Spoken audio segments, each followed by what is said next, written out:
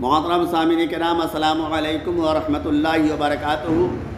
हुज़ूर अकरम ताजदार अरब आजम मालिक हौज़ कौसर सल्लल्लाहु तआला अलैहि वसल्लम ने इरशाद फरमाया, क़यामत के दिन मेरी उम्मत के फ़क़रा जब मैदान महशर में खड़े होंगे तो उनके चेहरों पर ईमान के नूर का हाला इस तरह चमक रहा होगा जिस तरह चाँद चमकता है। उनके बाल याकूती मोतियों से गुदे हुए होंगे और उनके हाथ में नूर के प्याले होंगे और वो नूर के मिंबर पर जलवा अफरोज़ होंगे, जबकि बाकी तमाम मखलूक हिसाब देने में मसरूफ़ होगी।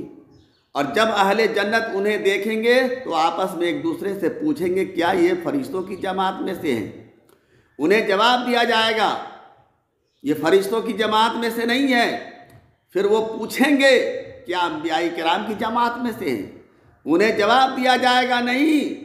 दोबारा उनके पूछने पर उन्हें बताया जाएगा कि ये हुजूर अकरम ताजदार अरब अजम के वो उम्मती हैं जिन्होंने दुनियावी आराम को तर्क कर दिया था, गरीबी और अफलास की ज़िंदगी पर सब्र किया करते थे। फिर उनसे पूछा जाएगा, तुम्हें ये मरातिब किस अमल के सदक़े हासिल हुए? तो वह जवाब देंगे, हमारे अमाल तो ज़्यादा नहीं थे, नहीं हम सारा साल रोज़े रखा करते थे, नहीं सारी रात उठकर इबादत किया करते थे, बल्कि हम तो सिर्फ 5 वक्त पाबंदी से नमाज जमात अदा किया करते थे। हम हुजूर अकरम ताजदार अरब अजम का इसमें गिरामी सुनते थे तो मोहब्बत के जज्बात की वजह से हमारी आंखों से बेसाख्ता आंसू जारी हो जाया करते थे। हम बड़ी आजिज़ी और इंकिसारी के साथ अल्लाह तबारक व तआला की बारगाह में दुआ किया करते थे, क्या अल्लाह हमें इस गरीबी और फ़क्र की हालत पर सब्र करने और शुक्र बजा लाने की तौफीक अता फरमाए रख। ये इज़्ज़त और अज़मत अल्लाह तबारक व तआला ने अपने फजल करम से अता फरमाई है। तो मालूम हुआ कि आजमाइशों में सब्र करना, फ़राइज़ पाबंदी से अदा करना इस किस्म के इनाम और इकराम का बाइस बनता है।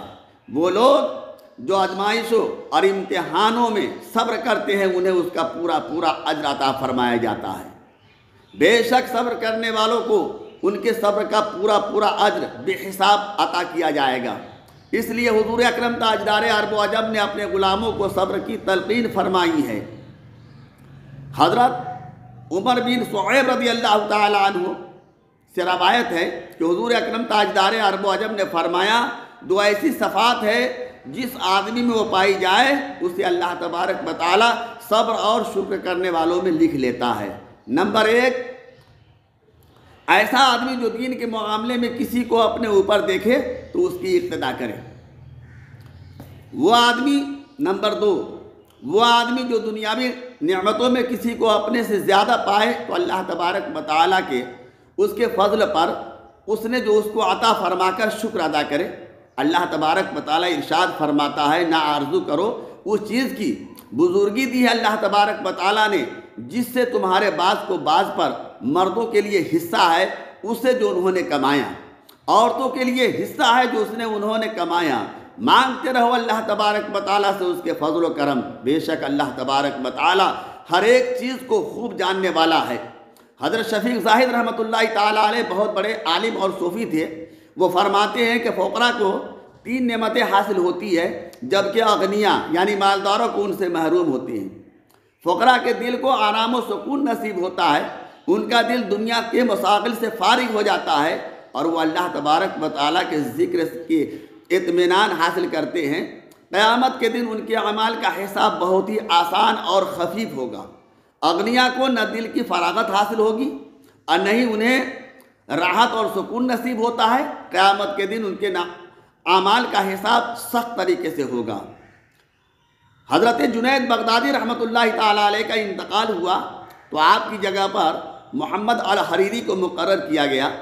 वो मुसलसल 1 साल मक्का मुकर्रमा में तशरीफ़ फरमा रहे और उन्होंने रोज़ा अफ्तार किया और नहीं रात को सोए। कुछ देर आराम हासिल करने के लिए अपनी पीठ तक दीवार से न लगाई और नहीं अपने पाँव फैलाकर बैठे। जब उनकी उम्र 60 साल को पहुँची उन्हें कुतुबियत के दर्जे पर फायज कर दिया गया। फिर उनसे पूछा गया कि अपनी ज़िंदगी की कोई अजीब व गरीब बात सुनाइए। तो उन्होंने फरमाया कि मैं बगदाद शहर में गोशा नसी तन्हाई में बैठकर अल्लाह तबारक व तआला की इबादत करता था। एक दिन वहाँ एक ऐसा नौजवान आया जो सर से नंगा, पाँव से बरहाना, जर्द चेहरा था। वो मेरे पास आया, उसने वज़ू किया, 2 रकात नवाफिल अदा किए, फिर सर झुकाकर मुराकबे की हालत में बैठ गया। यहाँ तक कि मगरिब का वक्त हो गया। उसने हमारे साथ मिलकर मगरिब की नमाज अदा की, फिर अपना सर झुकाकर मुराकबे में बैठ गया। इत्तेफाकन उसी रात खलीफा बगदाद ने सूफियाए कराम की दावत दी ताकि वो उसे नसीहत करे।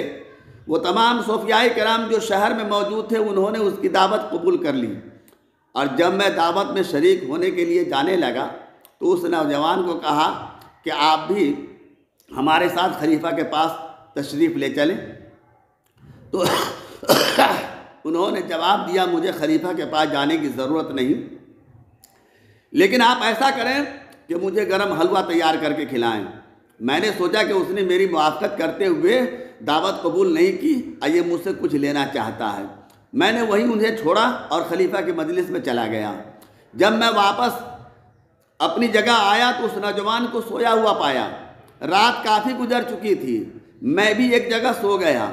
उसी रात मुझे ख्वाब में हुजूर अकरम ताजदार अरब व अजम की ज़ियारत नसीब हुई। आपके दाएं बाएं 2 नूरानी चेहरे वाले बुज़ुर्ग थे, उनके पीछे बुज़ुर्गों की एक बहुत बड़ी जमात थी, उनके चेहरे नूर की तरह चमक रहे थे। मुझे बताया कि यह अल्लाह तबारक व तआला के प्यारे महबूब हुजूर सरवर कायनात सल्लल्लाहु तआला अलैहि वसल्लम हैं। आपके दाएं जानिब हज़रत इब्राहीम खलीलुल्लाह हैं और बाएं जानिब हज़रत मूसा कलीमुल्लाह है और उनके पीछे 1,24,000 अंबियाई किराम कम व बेश अंबियाई किराम अलैहिमुस्सलाम है। मैंने उठकर उनका इस्तकबाल किया।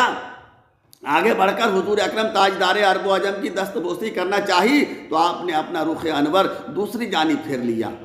ये मामला मेरे साथ 3 दफ़ा इस तरह पेश आया। तीनों दफ़ा आपने अपना रुख ज़ेबा दूसरी तरफ फेर लिया।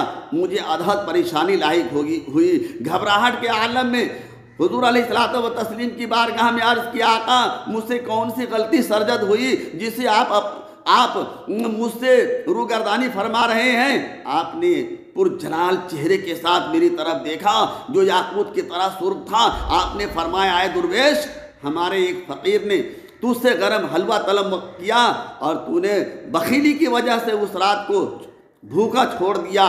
तो मैं अज़हद खौफज़दा हुआ और मैं खौफज़दा की हालत में कांपने लगा। उसके बाद मेरी आंख खुल गई। मैंने देखा कि वो नौजवान वहाँ मौजूद न था। मैं उसे तलाश करने के लिए अपने गोशा तन्हाई से बाहर आया और उसे ढूंढने लगा। अचानक मैंने देखा कि वो सामने जा रहा था। मैंने दौड़कर उसका दामन थाम लिया और कहा, है नौजवान, मैं तुझे उस ज़ात का वास्ता देता हूँ जिसने तुझे पैदा किया है, तुझे ये मर्तबा अता किया है। कुछ देर के लिए रुक जाइए ताकि आपके लिए मैं गरम हलवा ले आऊं। उसने मुस्कुराते हुए मेरी तरफ देखा और कहा, ऐ शेख, तुझसे एक लुकमा हासिल करने के लिए 1,24,000 कमोबेश अंबियाई किराम को कहाँ से कोई लाए, सिफारिश के लिए लाए, इसलिए ये कहा और गायब हो गया। अब इससे 2 बातें जाहिर हुई। नंबर 1, सहाबी किराम का अल्लाह तबारक व तआला की बारगाह में उसके हबीब मोहम्मद मुस्तफ़ा सल्लल्लाहु अलैहि वसल्लम के जनाब में कितना अजीम मर्तबा है। उनकी गुस्ताखी में ज़बान से निकला हुआ एक जुमला किस कदर बर्बादी और हलाकत का बाइस बनता है। अल्लाह तबारक व तआला ऐसे गुस्ताखों से बचाए। नंबर 2, मोमिन फ़कीर का मर्तबा अल्लाह तबारक व तआला की बारगाह में कितना बुलंद होता है। अल्लाह तबारक व तआला की तरफ से उन्हें कितनी अज़ीमुश्शान नवाजिशात से नवाजा जाता है। अल्लाह तबारक व तआला की बारगाह में खुलूस नीयत से ये दुआ है कि वो हमें अपने बंदों की शान समझने की तौफीक अता फरमाए और उनके नक्श कदम पर चलने और हिम्मत और हौसला अता फरमाए। आमीन सुम्मा आमीन।